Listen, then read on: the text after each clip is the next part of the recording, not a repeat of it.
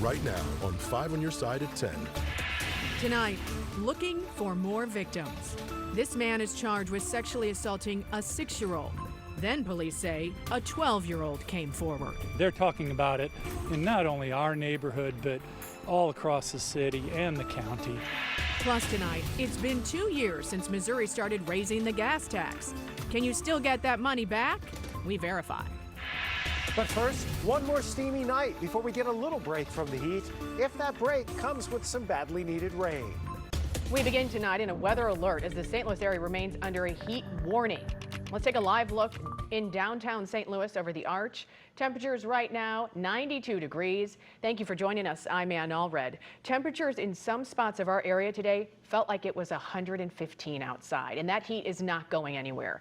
That heat warning remains in effect until tomorrow night, I believe. Chief Meteorologist Scott Connell is joining us now with our weather first forecast. Scott? You know, our concern was that maybe we wouldn't have the heat for tomorrow. Maybe we would be able to expire that advisory and warning that's in effect across parts of the bi-state region. The warning for St. Louis, the metro area along the Mississippi east into most of our Illinois counties. But the reality is we're going to have a hard time getting any cooler as we head into tomorrow. Temperatures will still be in the mid to upper 90s. The humidity will still be there. So once again, we're dealing with heat index values in the triple digits tomorrow afternoon, even though the temperature may not actually make it there. We did make it above 100 today in St. Louis, 101 for the high. We're down to 92 right now, but it's still at this 10 o'clock hour, feels like 99 degrees in St. Louis. There are showers and thunderstorms well to our north. It's doubtful they'll make it into our area overnight. Here's the area with the excessive heat warning along the Mississippi River and then eastbound into most of our Illinois counties. West, the heat advisory continues. Bottom line is we're all going to still continue to deal with hot weather with another very warm night ahead. 70s in the outlying areas, low to mid 80s in town. Our morning low this morning in St. Louis, only 85 degrees, which is a record for the day if it holds through midnight. And don't think we're going to cool below that before then. We will have more heat index values above 100 tomorrow, and there is a storm chance tomorrow. More on that in a few minutes. As this extreme heat continues through the bi-state, many are having a hard time keeping cool. Several tenants in North County tell 5 on Your Side they've been having air conditioning problems for days. Tamara Bird and her daughter moved into the Spanish Lake townhomes last week, and she says she was promised an apartment that was newly renovated with central air conditioning. But when she moved in, it wasn't working. Like walking into a sauna. We have fans going. It's not right. That's not how it's supposed to be. Spokesperson from the apartment complex says some AC units were having a difficulty maintaining constant temperature, so temporary units were provided. Bird says all she got was 2 window air conditioning units installed. We should note Missouri law does not require a landlord to provide air conditioning. If you're looking for a place to cool down, text the word heat to 314-425-5355 and we'll send you a link to the cooling centers open this week. Tonight, 5 on Your Side has learned new information about a man accused of sexually assaulting a child in South St. Louis. Charges released today show he attempted to abduct a second child just days before. Our Robert Townsend has new reaction to the charges and arrest. 34-year-old Haji Gul Osmani is locked up in jail. He's accused of preying on 2 children during 2 separate incidents in the St. Louis Hills area. The disturbing cases have caught the attention of many parents and community leaders. They're talking about it in not only our neighborhood, but all across the city and the county. Osmani is accused of sexually assaulting a 6-year-old boy with special needs on Sunday. The victim told police he was riding his bike when Osmani snatched and lured him into a vacant house and assaulted him. A police source tells 5 on Your Side a 12-year-old boy saw the suspect's image on TV. According to court documents, the second child told officers just days earlier Osmani put him in a headlock and tried to abduct him near Francis Park. The boy got away. Court documents also reveal Osmani lives here near Chippewa and Hereford Streets in South St. Louis. Now that's about a 1.5 miles from Francis Park. Police arrested Osmani Thursday at his job in Fenton. They say he confessed to both crimes. In the alleged July 23rd incident, Osmani is charged with statutory sodomy, first degree, and sexual misconduct involving a child. In the alleged July 16th incident, he's charged with attempted statutory sodomy, first degree, and assault, fourth degree. It's relief from parents and everyone in the community, knowing that the police worked quickly to get this suspect off the streets. St. Louis Hills is in Alderman Tom Oldenburg's second ward. In a statement, Oldenburg said in part, "Neighborhood safety is always my top priority. As a father of four, I am heartbroken that children were victimized in our community." Alderman Oldenburg also thanked the many citizens who provided tips and camera footage, which helped police catch Osmani. Robert Townsend, 5 on your side. We're told Osmani's boss saw the story on TV and called police. St. Louis police are asking anyone else who may have been a victim to give them a call. Tonight, this man is behind bars, arrested in connection to a deadly shooting at a Metrolink train in East St. Louis. 23-year-old Jarrell Anderson facing murder charges with intent to kill or injure. He's accused of killing 23-year-old Turian Estelle on a train at the JJK Center station Tuesday morning. Right now, Anderson is being held at the St. Louis County Justice Center, awaiting extradition back to St. Clair County. Tonight, an appellate court in Illinois has upheld the conviction of a man serving a life sentence for triple murder and armed robbery in Bethalto. Last year, a Madison County jury found 44-year-old Brady Wichter guilty in the December 2019 murders of Sherry Yates, her son Andrew A.J. Brooks, and John McMillan. At trial, prosecutors used evidence that in the days prior to the murder, Wichter committed crimes in other states. In his appeal, Wichter claimed that evidence should not have been presented to the jury. The appeals court ruled the evidence was relevant in the case. Wichter's accomplice, Brittany McMillan, pleaded guilty and received a life sentence. Developing tonight, Highway 50 between Memory Lane and Ryder Road in O'Fallon, Illinois, is back open after a deadly crash. It happened around 1:15 this afternoon. We're told one man is dead, another man is seriously hurt. Police didn't provide any other information about the crash or the victim's identity. We now know the identity of the victim in a deadly crash this morning in St. Charles. This crash happened around 12:30 this morning on westbound I-70 near Zumbel. The Missouri Highway Patrol says tractor-trailer was stopping in a construction zone. Then a Dodge Ram driven by James Melton of Wentzville crashed into it. The impact caused Melton's vehicle to catch fire, and he died at the scene. More than 2 weeks after a deadly Greyhound crash, our I-team is looking into parking spots available for these semi-trucks. Bus and truck drivers complain there's not enough spots for them to park, and it's making them break the law while putting themselves and others in danger. Our senior investigative reporter, Paula Vassan, delves into this dangerous trend and how one local lawmaker has been fighting for years to solve the problem. Brent France has been a trucker for years, and every year brings the same challenge, only worse. It's very frustrating. With fewer and fewer places to park. That's probably the number one thing I deal with every day. We met him near the site of the recent deadly Greyhound bus crash in southern Illinois. At around 2 in the morning, a driver slammed into 3 tractor trailers parked along this exit ramp. Truckers often park along exit ramps at night.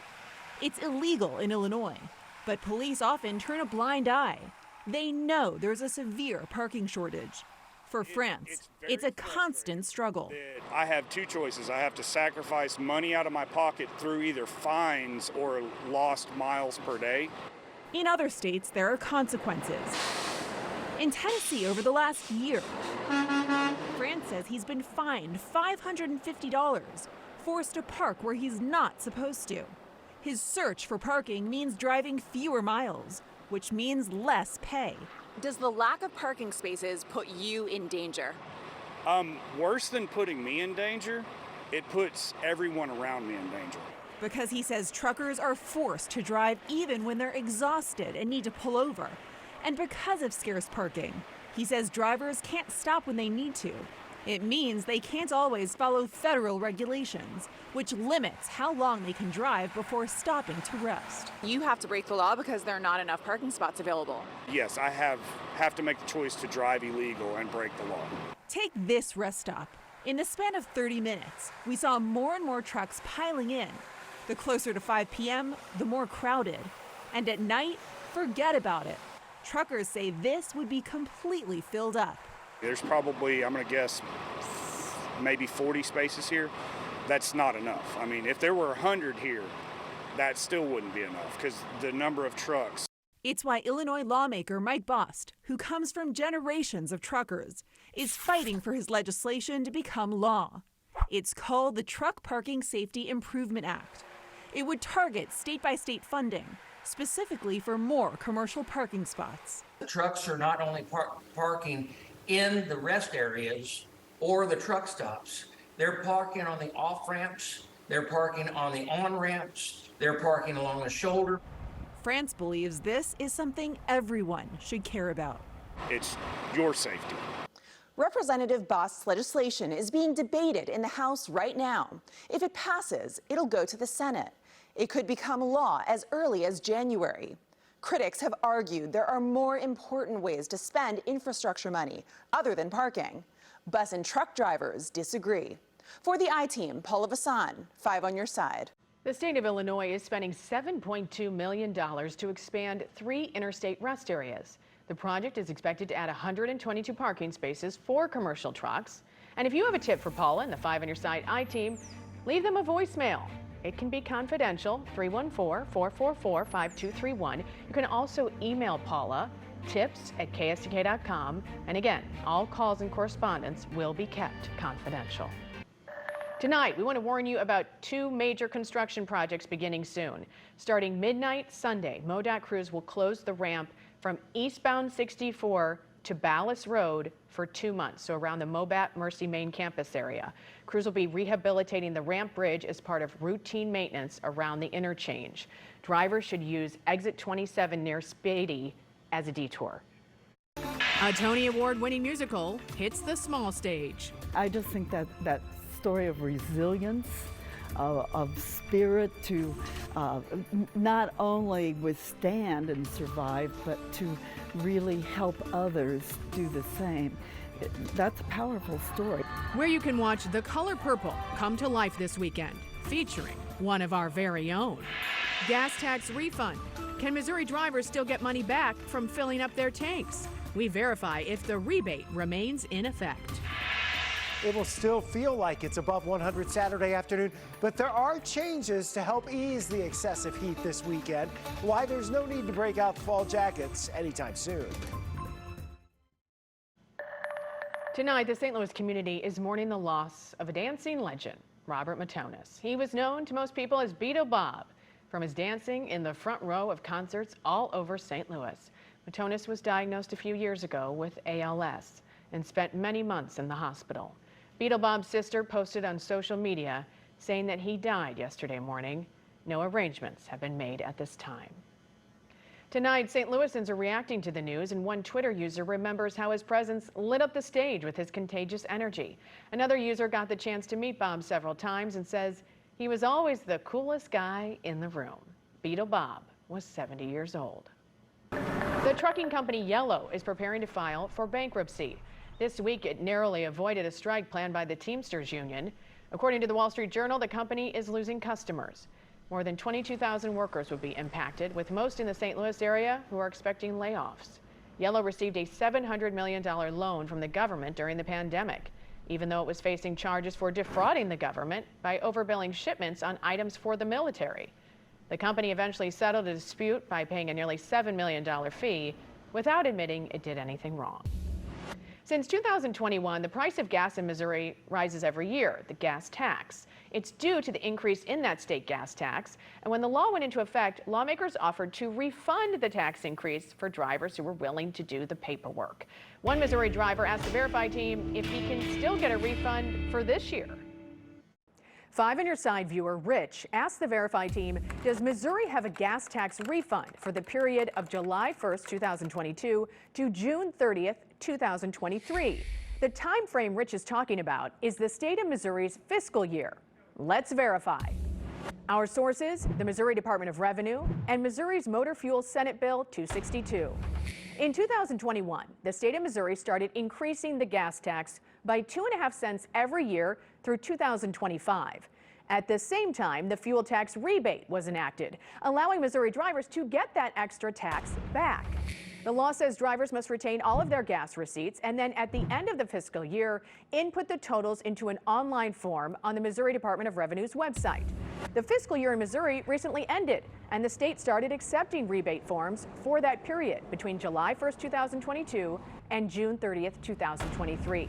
Drivers can get back 5 cents per gallon of gas they bought during that time. So let's say you fill up a 12-gallon tank every week. Your rebate for the year will be about $31.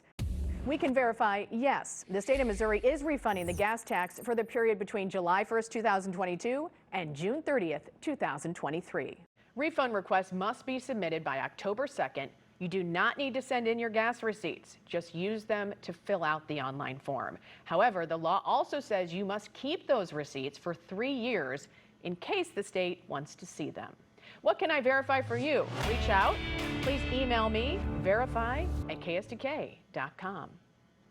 It was opening night for The Color Purple at the Florissant Performing Arts Center. The musical is based off the Pulitzer Prize-winning novel of the same name, following Celie and her personal growth over the course of 40 years. 5 on Your Side had a chance to speak with the actress playing Celie about some common themes in the musical that still apply today.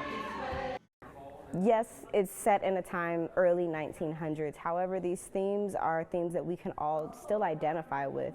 The idea of domestic violence in relationships, the idea of women just being virtually used as property and not really seen as human beings. The idea of still having to learn how to love yourself.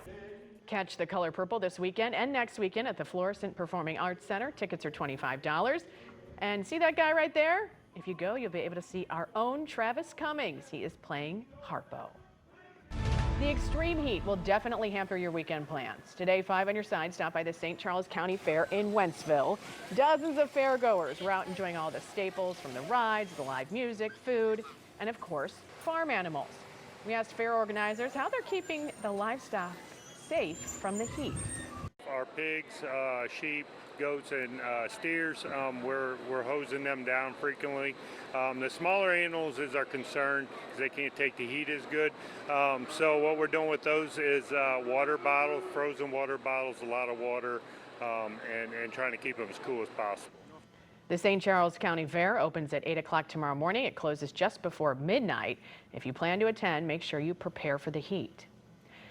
And the heat warning continues, prompting another weather alert tonight. Chief Meteorologist Scott Connell joins us now with the weather first forecast. You were out at that fair. You were telling me there was some pig wrestling about to happen. Yeah. Did you get to see it? I didn't get to see that. We took off before then, but you know, there was a lot of fun going on. The tug of war, the young ladies out there, you know, they tossed some of the guys off to the side, and you know, I like it. It was like, let's see who's boss here. It was a lot of fun. They have a lot of fun and games going on out there. Happening again tomorrow. Tomorrow wraps it up tomorrow evening. And you know, we were out there today, and there was a question whether we were going to go because it's so hot, but you know, we decided, you know what, we're going to be out of the sun. We're going to start hydrating the night before, which we did. And so we drank a lot of water while we were out there, and the fans were going. And yes, we did not overexert ourselves, which is a perfect type of day for work that we like. All right, so temperatures are in the mid to upper 80s right now. It is still incredibly warm. 88 degrees in Chesterfield, normally a cooler spot, right? Scott Air Force Base at 84 degrees. Dew points are still around or a little above 70. It still feels like it's in the 90s for most of us right now around the bi-state area.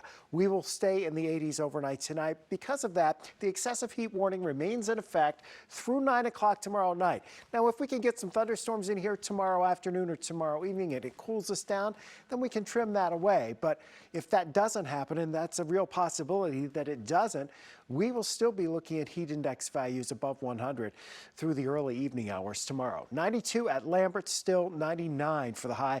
Important thing to note, 85 was our low this morning. One of 6 days where we've started at 85 or higher for a morning low temperature in the history of record keeping from St. Louis, and that goes back to 1874. So 70s to low 80s again tonight. It's another really warm start tomorrow. Heat index jumps quickly. By lunchtime, feeling like it's back above 100. It's probably not quite as bad tomorrow as it was today, partly because it's a little less hot, and it also will have some extra cloud cover into the mix, which should limit just how bad it feels, but we're still looking at dangerous heat index values. And remember, heat's cumulative.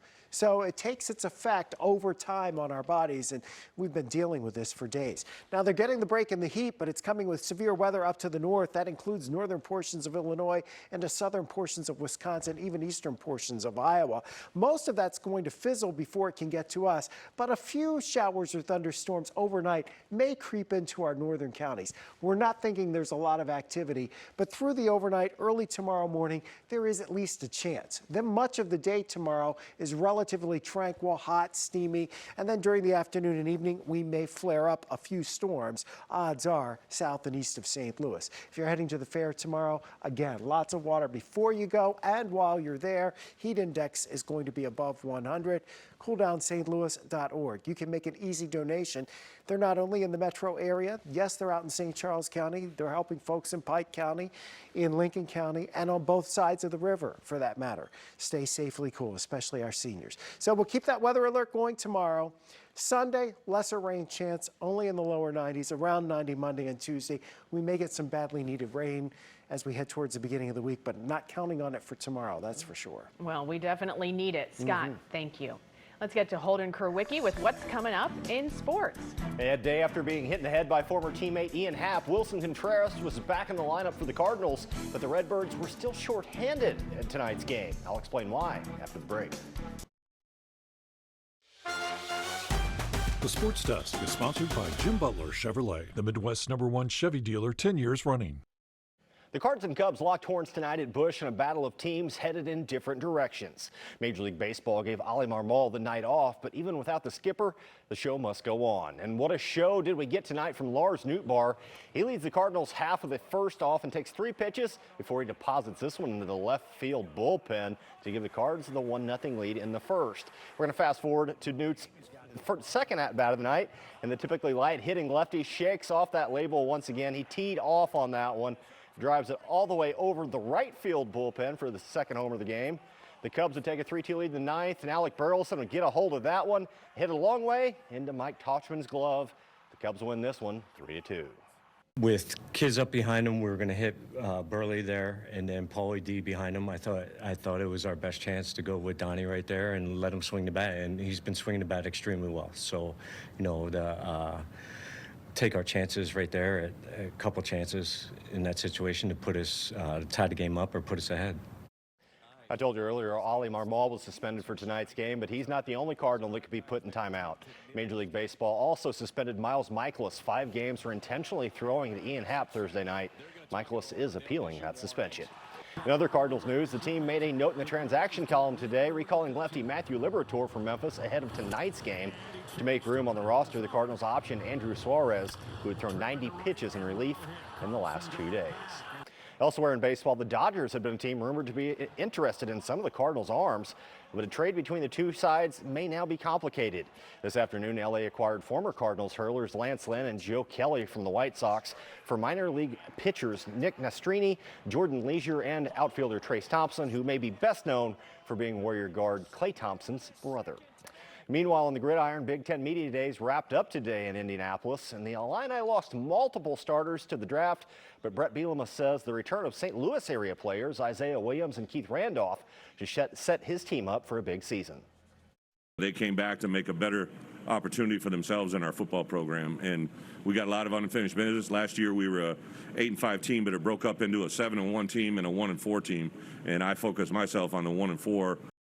Speaking of guys that like to line up and hit each other in the face, Errol Spence and Terrence Crawford each made weight ahead of Saturday's welterweight super fight. I recently caught up with former welterweight champion Devin Alexander and asked him to break down the battle of these undefeated fighters. Crawford got the ability, like I do, to use the ring, use angles, and he can switch. He can switch to southpaw to orthodox. That's why I say he got a lot more ability than Spence. That's why, in my opinion, Crawford should win. Alexander went on to tell me that he would knock both of them out, and when a former champ tells you that, you do not question anything. Yeah, I wouldn't do that sitting right across from him. Holden. Absolutely. Halloween in July, the new circus show at the St. Louis Galleria this weekend that will give you thrills and chills. Looking for a thrill this weekend? Head over to the St. Louis Galleria for Paranormal Circus, presented by Cirque Italia. It's a combination of theater, the circus, and cabaret with a European-style flair. Tickets start at $10. Brookdale Farms is lighting up the night. The annual Balloon Glow is back this weekend. You can enjoy over a dozen glowing hot air balloons tomorrow, followed by a fireworks display. Gates open at 4. Tickets start at $15. Lego lovers will want to head to Queenie Park this weekend. Brick Convention will take place at the Greensfelder Rec Complex. Tickets also $15. All proceeds will go toward the nonprofit organization Creations for Charity. And thank you for being with us for 5 on Your Side at 10. The Tonight Show starring Jimmy Fallon is next. Start your day with Today in St. Louis beginning at 6 a.m. Have a great weekend.